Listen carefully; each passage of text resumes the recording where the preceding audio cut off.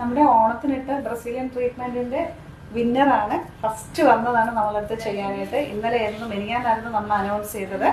അപ്പോൾ ഇന്നലെ എല്ലാവരും വിളിച്ചു, കിട്ടിയ 3 പേരെയും വിളിച്ചു പറഞ്ഞിട്ടുണ്ടായിരുന്നു. അതിലൊരാളാണ് ഇപ്പോൾ വന്നത്.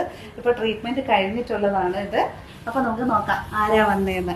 ഹായ് ഹായ്, പറഞ്ഞോ, എങ്ങനെയായി നമ്മുടെ കോൺടെസ്റ്റിൽ പങ്കെടുക്കാൻ തോന്നിയത്? എന്തുകൊണ്ടാണ് പങ്കെടുത്തത്? ഇവിടെ വരണമെന്ന് ഒരുപാടത്തെ നാളത്തെ ആഗ്രഹമായിരുന്നു.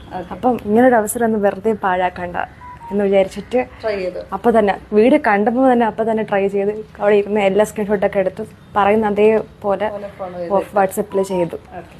പ്രതീക്ഷ ഉണ്ടായിരുന്ന കിട്ടും?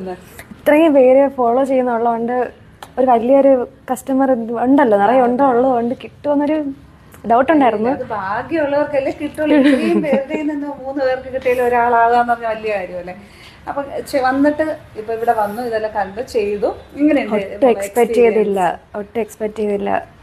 കസ്റ്റമറിൻ്റെ അവിടെ ഉള്ള ഒരു പെരുമാറ്റമാണെങ്കിലും എല്ലാം ഇതിപ്പോ ഇത് ഫ്രീ സർവീസ് ആണെന്നുള്ളൊരു മൈൻഡിലേ ഉണ്ടാവുന്നില്ല.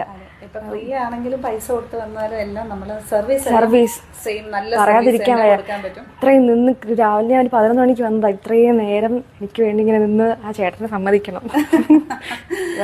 അപ്പൊ ഇപ്പൊ ഫ്രീ ആയിട്ട് ചെയ്തെന്ന് പറഞ്ഞാൽ നമുക്ക് ഉടായ്പ കാണിച്ചിട്ട് ചെയ്യാൻ പറ്റത്തില്ല. ചെയ്യുമ്പോ നമ്മള് പ്രോപ്പർ ആയിട്ട് ഏതൊരു കസ്റ്റമർ ആയിരുന്നാലും ഇവിടെ വന്നൊരു ട്രീറ്റ്മെന്റ് ചെയ്തു കഴിഞ്ഞാൽ അവരെപ്പോഴും അവർക്ക് നമ്മൾ അവൈലബിൾ ആണ്. അവർക്ക് എന്ത് കാര്യത്തിന് വേണ്ടിയിട്ടാണെങ്കിലും അവർക്ക് എന്ത് വിളിച്ച് കാര്യങ്ങൾ ചോദിക്കാനും എടുക്കാനും എല്ലാം. ഇപ്പം മോള് വന്ന് ഫ്രീ സർവീസ് എടുത്തിട്ട് പോകണമെന്ന് അങ്ങനെ ഒരു ചിന്തയെ വേണ്ട, ഒരു സർവീസ് എടുത്തിട്ട് പോകണം. എന്റെ എക്സ്പെക്ടേഷൻ ഇതല്ലായിരുന്നു, പെട്ടെന്ന് വന്നിട്ട് ചെയ്തിട്ട് പോവാം എന്നുള്ള രീതിയിൽ. ഇത് കറക്റ്റ് ടൈം എടുത്ത് അതിൻ്റെതായത് ഭയങ്കര ഹാപ്പിയാ.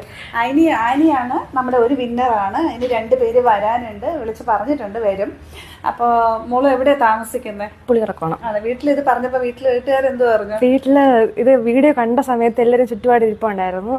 കണ്ടിട്ട് എന്റെ ചാട്ടം കണ്ടിട്ടുള്ളവർക്ക് മനസ്സിലായി ഇത്രയും ആഗ്രഹത്തോടെ ഇരിക്കുമായിരുന്നു. എല്ലാവരും സപ്പോർട്ട് പോയി ചെയ്യും, നല്ലതല്ലേ. ഇതൊരു കെമിക്കൽ ട്രീറ്റ്മെന്റ് ഹെയർ ഒന്നും അല്ല. ഇപ്പൊ ചെയ്യുമ്പോൾ ഉള്ള ഇങ്ങനെ കിടക്കുള്ളൂ. നാളെ മുതൽ ഹെയറിന്റെ ടെക്സ്ചർ ചേഞ്ച് ആവും.